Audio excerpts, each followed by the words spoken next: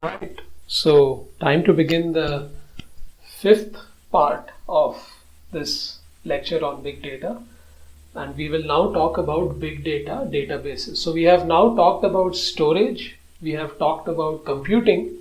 What we haven't talked about is a database. So, database is basically a systematic way of storing data that is very critical. And the way it was done before was using what are called relational databases. And we are now therefore going to study what relational databases are and what their design principles are, and therefore be able to conclude that they are not up to the mark for the scenario where you're encountered with the three V's, that is volume, variety, and velocity. So we're going to take a shallow dive in relational databases. Those of you who come from computer science theory will know much more, but this is designed for a general audience. So what we do in relational databases is that we always represent our data in the form of tables. Tables have rows and columns. So as you can see in this table, employee number, e-name, job, and department number are what are called column names, and each row represents, in this example, one employee. So there are a total of 4 employees here. So each employee is characterized by an employee number, an employee name, a job, and a department number. So those are our 4 columns, and there are 4 employees, so they are characterized by unique, not necessarily but generally unique values of these 4 columns. And one very important design aspect in relational databases is the concept of splitting your data across multiple tables. For example, I also want to store the department name and location for each of the employees. What would happen is I would end up repeating information. So for example, if you look at these 2 records, right? So both of them are in the accounting department located at New York. Now I could have written it, but then I would have written accounting and New York twice in my table. So the strategy is that I'll give a department number to it, and then in a separate table I will say, hey, department number 10 is accounting and New York. Now, what is the advantage of this? Now, suppose tomorrow the accounting department moves from New York to, say, Atlanta, right? If I had kept this information in one single table, I would have to very carefully change that information that New York is now Atlanta at multiple places. Number one. Number two, I would be wasting a lot of space by storing New York, Atlanta, accounting New York multiple times. By splitting the table, I achieve 2 things. I save some space, and second, it becomes easier to change the data in a consistent way. So if my accounting department switches to from New York to Atlanta, I change it only in the second table, and the first table anyway refers to the correct department, so it's all perfectly fine. So this is how data is stored in the form of tables, and tables are connected with references called foreign keys, and so on. So the emphasis here when designing these tables is what is called normalization. So normalization is exactly what I just explained before, that you want to avoid this repetition of data so that your data is as easy to maintain and as consistent as possible.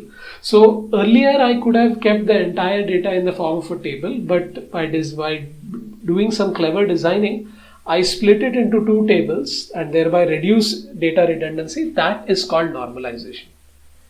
Now the next important thing to remember about relational databases is that they are designed for point queries. What do I mean by point queries? A query, first of all, means that I want to search for data which match some condition. For example, I want to know all the employees whose name is King. This is a query. I want to know all the employees whose job is that they are president. This is a query. I want to get the sum of all salaries of all people working in the accounting department. This is a query. A point query is the one where you are looking for very, very limited amount of data satisfying a very narrow condition. Like, give me an employee whose name is King. That's a point query because I'm looking for the specific point King. On the other hand, if I say give me the sum of salaries of all employees, that's not a point query, that's an aggregation query. You are basically taking the whole data set and you are doing some calculation on it, right? So relational databases are amazing at point queries. So in astronomical context, a point query would be give me all objects that are within 5 arc minutes of this array and this deck. That's a point query. Okay? Whereas a astronomy example for a non-point query would be give me the average magnitude of all the stars in the sky. That's not a point query. You're basically querying the whole database. Whereas give me data which is a narrow region of the sky, certain array deck, that's a point query. So that is what relational databases excel at, point queries. And they are built on a set of principles called ACID. Let's see what ACID means. So ACID is an acronym which stands for 4 properties of a relational database system, which is not exactly relational databases, but relational database operations. So it's atomicity, consistency, isolation, and durability. So the entire read-write mechanism of relational databases is based on these ACID principles. So let's take an example. Imagine that you're working on a data of banking transactions, right? So there are there are account holders, they have some characteristics, they hold an account, every account has a certain balance and certain privileges, and you're maintaining the data in the form of tables. Atomicity says, I will not allow partial changes. So let's say that, this is a classic example, let's say I want to transfer some money from, say, Professor Hassan's account to my account, let's say about 500 rupees. Now what happens is, the way I do it is I subtract 500 rupees from the balance of Professor Hassan's savings account and I add plus 100 to my savings account entry. Now suppose something happens in midway and the power goes off. So what happens is I've done minus 500 for Hassan sir's account, but I have not done the plus 500 for my account, and all of a sudden he is 500 short and I am no richer. That's a partial change. But relational databases are designed to make sure that all changes are atomic, which means that no partial change happens. Either I will get the money or I will not get the money, but this intermediate state where Professor Hassan has lost his money but I haven't gained my money, that will not happen. The second property is consistency. If he looks at my balance and he looks at a balance of someone, I look at the balance of someone, I should always get the same balance. At no point should it be that depending on your geographic location, you are getting different views of the data. That relational databases are guaranteed. Isolation is that simultaneous transactions are isolated. So what does that mean? It means that if let's say I am withdrawing money from my account and even my wife is withdrawing money from my account, there is a danger that the balance can get inconsistent because we are withdrawing the balance at the same time. Withdrawing the money at the same time. Isolation ensures that if I am doing it, the other person transaction is locked and vice versa. So that's isolation, and durability basically says, hey, even if the system fails, I have a way of recovering the data. I have designed my database in such a way. So those are your ACID properties. And relational databases were designed for these properties because they're designed for this kind of industries like the banking industry and so on, where these properties are extremely important. And those are exactly the properties which make them unsuitable for big data. And that helps us answer the question, why can't you use a relational database for big data? First and foremost, remember that we want horizontal scalability, which means that if my data increases, I want to add more computers and be done with it. I don't want to scale up. I want to scale horizontally. So I need a distributed architecture. And relational databases are designed to obey these ACID properties. And ACID properties require something called pessimistic locking. So how do you achieve ACID properties? So what I do is, I'm going to lock a row. So like the example of the bank transaction. The two rows involved in the banking transaction are the row representing Professor Hassan's account and the row representing my account. So what I'm going to do is I'm going to put a very strict lock on these two. Now once the lock is in place, suppose third person comes in and wants to add some money to my account or to Professor Hassan's account. They won't be allowed because there is a lock. And that person will be made to wait until the lock gets lifted. And this is called pessimistic locking. There is something called optimistic locking. We'll not go into that. But just remember that pessimistic locking is this very, very strict way of locking all the data which is about to undergo a change so that nobody else can access it while it is changing. Now, pessimistic locking, which is used by relational databases to achieve these ACID properties, and distributed architecture don't gel well with each other. Why is that?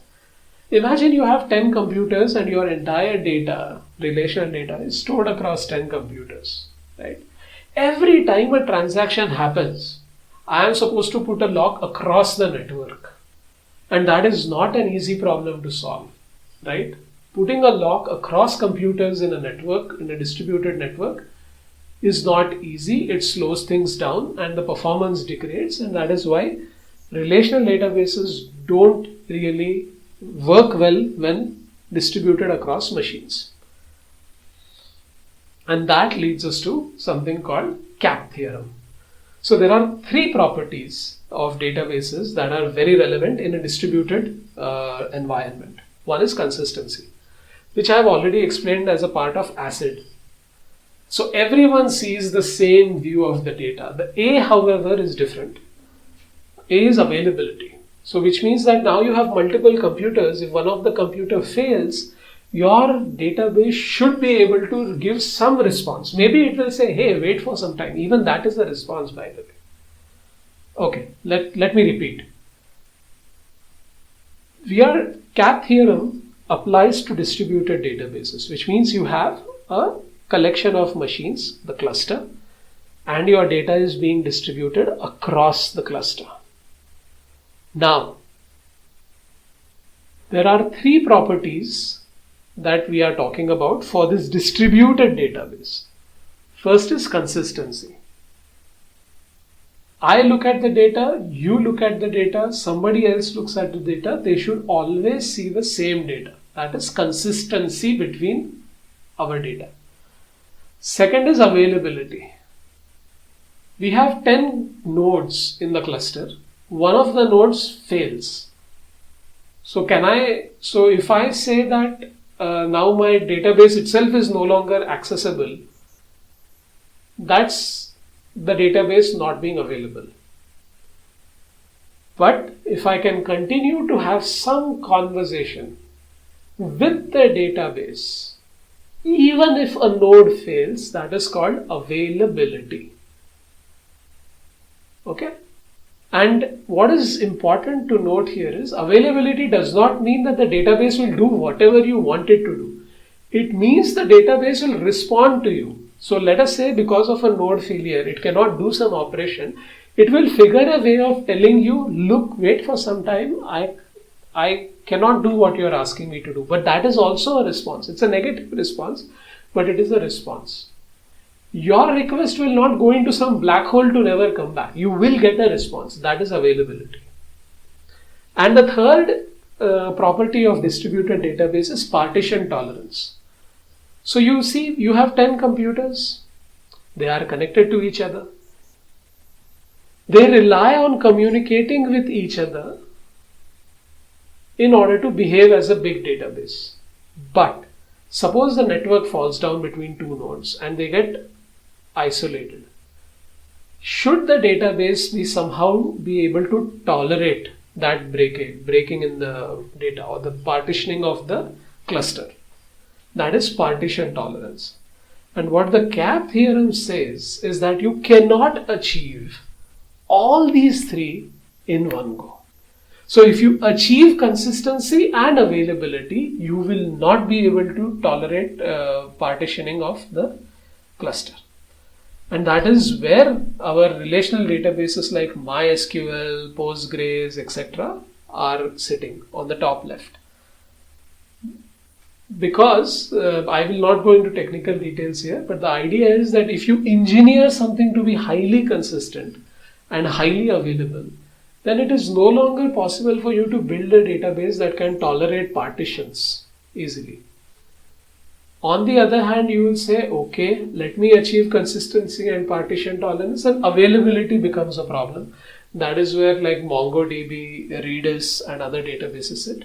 Or you can say, let consistency go to hell.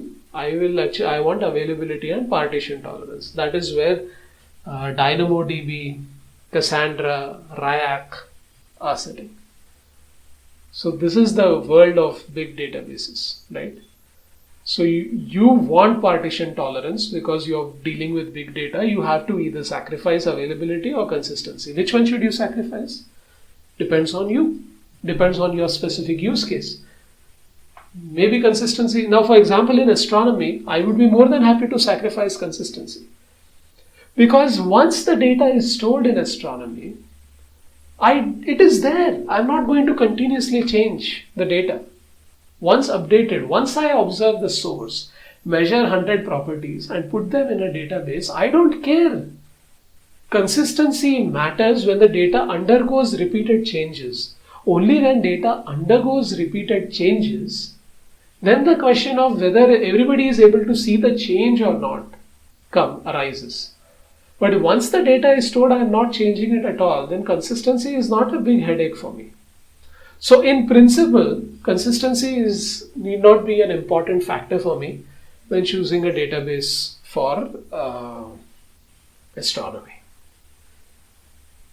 But for some other, but if I am into financial transactions, then consistency is important. Now, depending on what kind of financial transactions, I have to choose between a high availability versus partition tolerance.